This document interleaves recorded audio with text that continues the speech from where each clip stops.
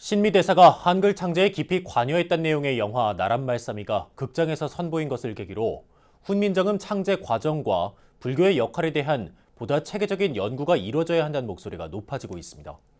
이런 상황에서 훈민정음과 불교와의 연관성을 엿볼 수 있는 책 월인석보 훈민정음의 날개를 달다가 출간돼 대중적 관심을 낳고 있습니다. 첫 소식 홍진호 기자가 보도합니다.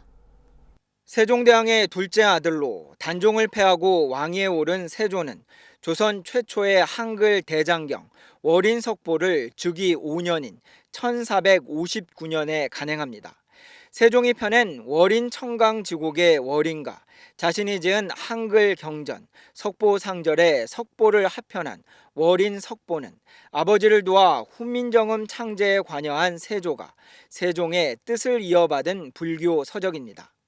1446년 훈민정음 반포 후 12년 만에 나온 한글 대장경은 훈민정음 창제에는 세종이, 배포에는 세조가 앞장섰으며 그 배경에는 불교가 있음을 단적으로 나타냅니다.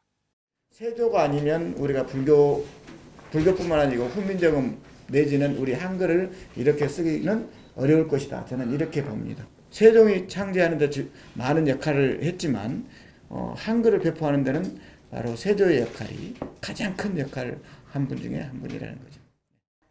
이와 관련해 월인석보 훈민정음의 날개를 달다의 저자 정진원 교수는 석보상절 뒤에는 신미대사의 동생인 김수원의 그림자가, 월인석보 뒤에는 신미대사가 서 있는 모습이 보인다는 말로 유교의 나라 조선에서 훈민정음 창제 이후 집중된 한글 역경 사업의 배경을 설명했습니다.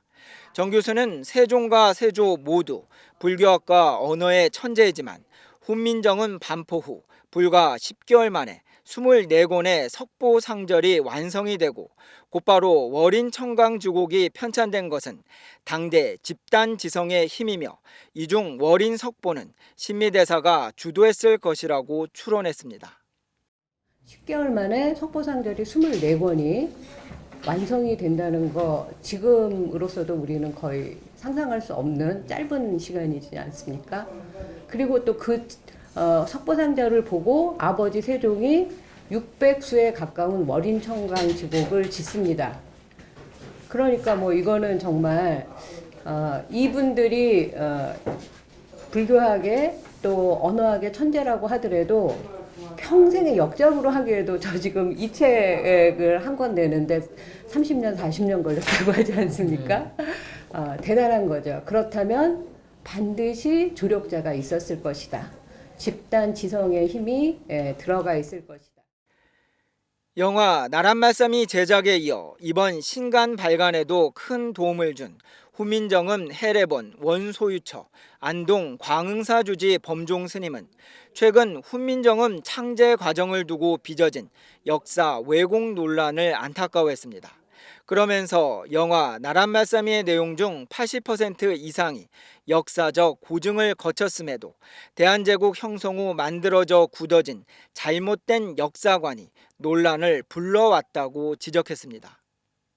역사를 공부하면 다 알게 돼 있어요. 근데 역사를 모르는 지금에 있는 어떻게 보면 대한제국 형성된 이래로 모든 우리 불교적으로 있던 내용들, 한글에 대한 내용들은 다 배제를 시켜놨던 거예요.